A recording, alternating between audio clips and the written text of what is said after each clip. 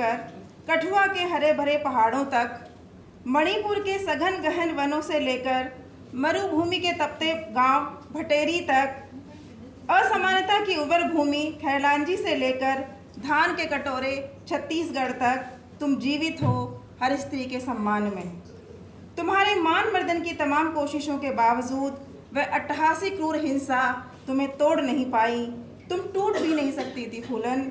तुमने जान लिया था स्त्री जीवन के डर का सच। तुमने जान लिया था स्त्री जीवन के डर का सच।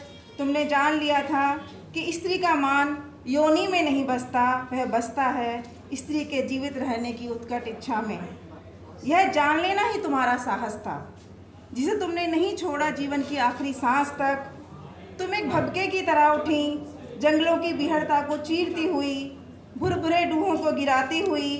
तुम एक बवंडर की तरह गहराई, ऊबड़ खाबड़ धरतियों को समतल करती। तुम ईख की कटीली पत्तियों की तरह लहलहाई। तुम वादियों में रबाब की गूंज की तरह उठी, सर्द खामोशी की बर्फ को पिघलाती हुई। तुम एक चमकते सितारे की तरह उठी और स्त्री के सम्मान के आसमान में जा लगी। तुमने उलट दिए प्रतिमान संस्कृति के। तुम खुद आज एक मूल्य हो। तुम मारी नहीं जा सकी फूलन, तुम मारी नहीं जा सकती थी। एक स्त्री को मारा जा सकता है, स्त्री के सम्मान के प्रतीक को नहीं।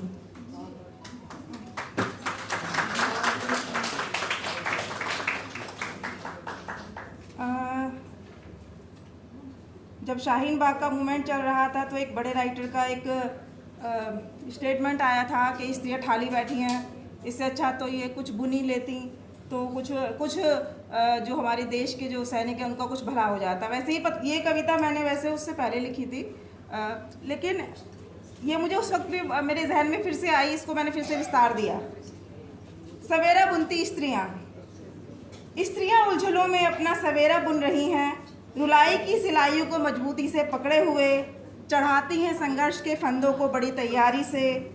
नाउम्मीदी के दौर में डालती हैं उम्मीदों से भरा एक डिज़ाइन। उनकी उंगलियों पर कितने ही घाव हैं, दुखते हाथों से वो कोई सपना बुन रही हैं। पहनाकर किसी को तैयार स्वेटर वो किसी का जाड़ा चुन रही हैं। वो खुश होती हैं देकर नींद, सुबह का उजाला बुन रही हैं। उनके चारों तरफ गहराने लगी है रात, वो भरी आंखों से कोई आस बुन रही हैं। आग पर पका रही हैं आदिम भूख, वो डाल रही हैं उफनते पौरुष पर अपने सपनों का पानी। चक्की में पीस देना चाहती हैं सारा दुख, सुख के आटे की रोटियां बेल रही हैं। वो प्यासी ही कोसों चलकर ला रही हैं पानी, और पानी है कि रिस रहा है उनके छालों से। वो प्यास बुझा रही हैं आदिम प्यास लिए, पथरीली ज़मीन पर आहत हैं उनके तन, उनके मन। उनके शरीर से बह रहा है नमकीन पसीना, उनके नमक से गल रहा है धरती का खारापन। वो लगातार उस सफ़र में हैं जो उनसे छूट रहा है। वो दुख को भूलते हुए कोई सुख चुन रही हैं। स्त्रियां उलझनों में अपना सवेरा बुन रही हैं। एक कविता और सुनाऊंगी। यात्रा में स्त्री। एक स्त्री लगातार चल रही है, अपने हिस्से की ज़मीन तलाशती, बीहड़ के बीच ढूंढते हुए पानी के स्रोत। रेत में पानी निचोड़ती, समुद्र में मछलियाँ बचाती, जोहड़ में घोंगे छोड़ती, रास्तों और जंगलों के बियाबान में जलावन चुनती। आग को बचाने की जद्दोजहद में लगातार जल रही है। एक स्त्री लगातार चल रही है, इतिहास और भविष्य के बीच होते हुए उसकी कमर पुल बनाते बनाते लगातार झुक रही है। वो एक हाथ से बच्चे को थामे दूसरे से लगातार श्रम कर रही है। समय के चाक पर लगातार प्रहार करती, दोनों पाटों पर अंकित हो रही है और पत्थरों के बीच आटे सी झर रही है। एक स्त्री लगातार चल रही है।